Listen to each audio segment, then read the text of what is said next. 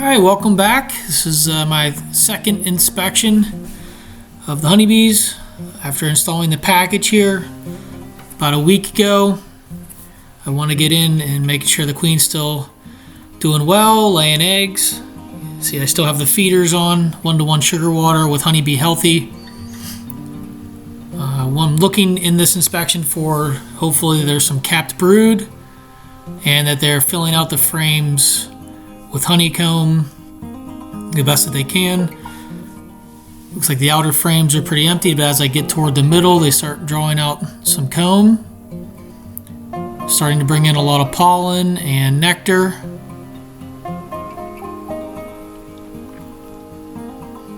And all that yellow pollen from the dandelions seems to be doing well. You see at the bottom they had some capped honey. This is actually a waggle dance. This is how they communicate.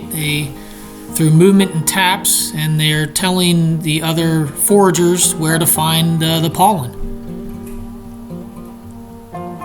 They do like a little figure eight and they waggle.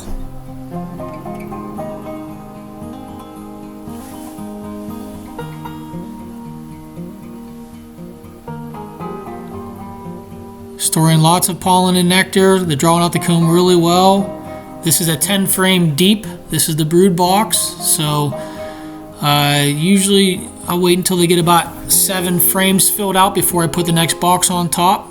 The next box on top will be their honey for storing for the winter. And when they fill that out, then I'll put my honey super on that we will take. This is a full frame of capped brood, which is excellent, and there's some larvae in there. It's very hard to see, but usually takes from egg about 3 days to turn into a larvae, and then from that about 9 days for them to cap it with wax.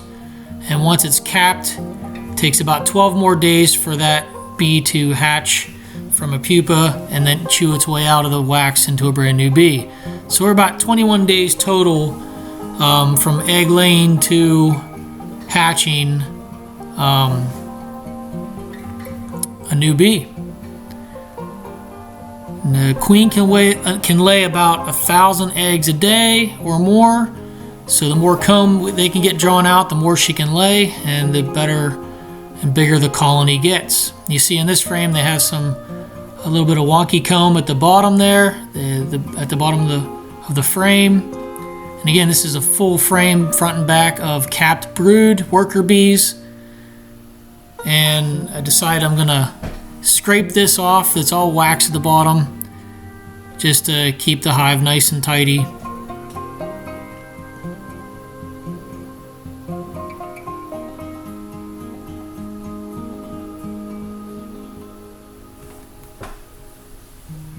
So it looks like they're doing really well.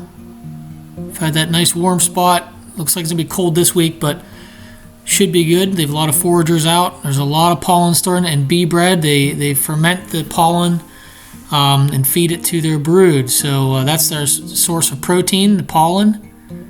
And the real dark orange is the dandelions. Kind of looks like Cheetos dust. So they still have a couple more frames to fill out on the outside there. I'm really happy to see the queen looked good. A lot of larvae and a lot of eggs and a lot of capped brood. So about 12 more days here and I should have a bigger colony. So I'm going to continue to feed them for the next week. Again, this is 1-to-1 sugar water with Honeybee Healthy. Helps them keep drawing out the comb, and another protein source, especially because it's going to be colder this week. Not sure how much they'll get out to forage. And then after I got everything buttoned up here, I am going to do some oxalic acid vaporization for the Varroa destructor mite. And those are some pictures of the mites. This is one of the biggest issues with honeybees that's hurting honeybees.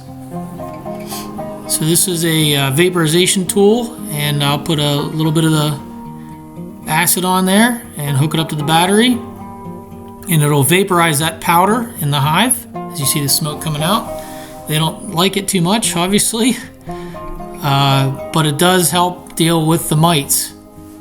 The mites carry all sorts of parasites and diseases, and it obviously weakens the colony so they can't make it through the winter. So hopefully this will knock down the mites.